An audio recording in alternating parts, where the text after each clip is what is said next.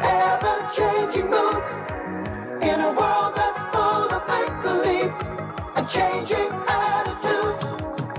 Are you keeping up with the Commodore? 'Cause the Commodore is keeping up with you. Are you keeping up with the Commodore? 'Cause the Commodore is keeping up with you.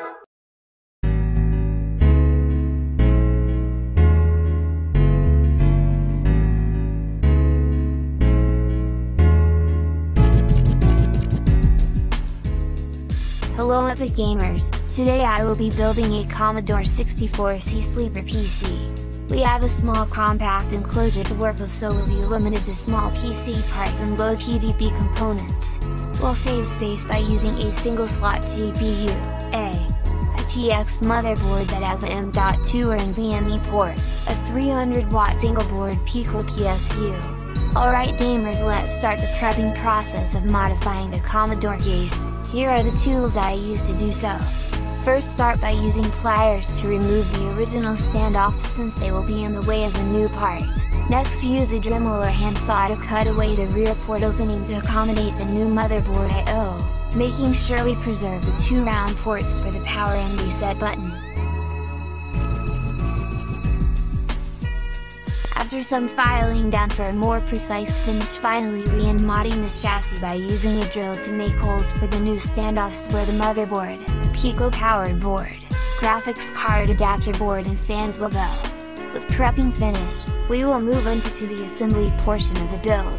The form factor allows the placement of the parts to be intrinsic. After attaching the CPU and CPU fan, naturally we place the motherboard on the right, the GPU on the left, where the ports can be accessed from the rear, the Pico board in the front and center. I use 40mm by 40mm by 10mm intake fans to cover the vents to draw in air, which I connect all the fans to a modified PCIe fan controller that I placed on the top cover, using an internal USB cable and scrap plastic. I make a side cover. We conclude the assembly by connecting all the wires to the motherboard, plugging and 2 sticks of low-profile RAM and docking the M.2 storage.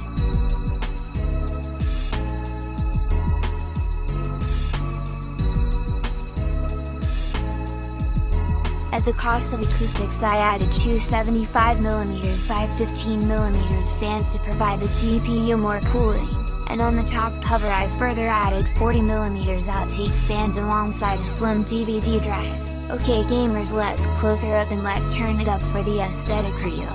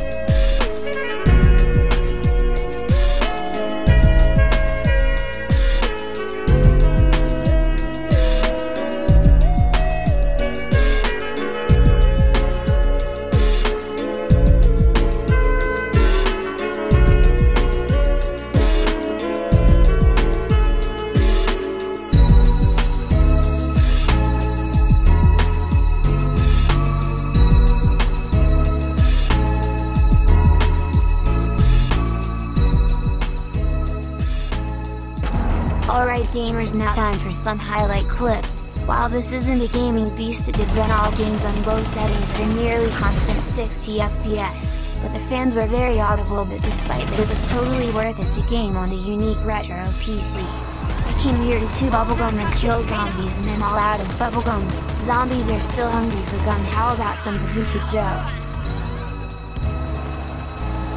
Well, that will be it for this video.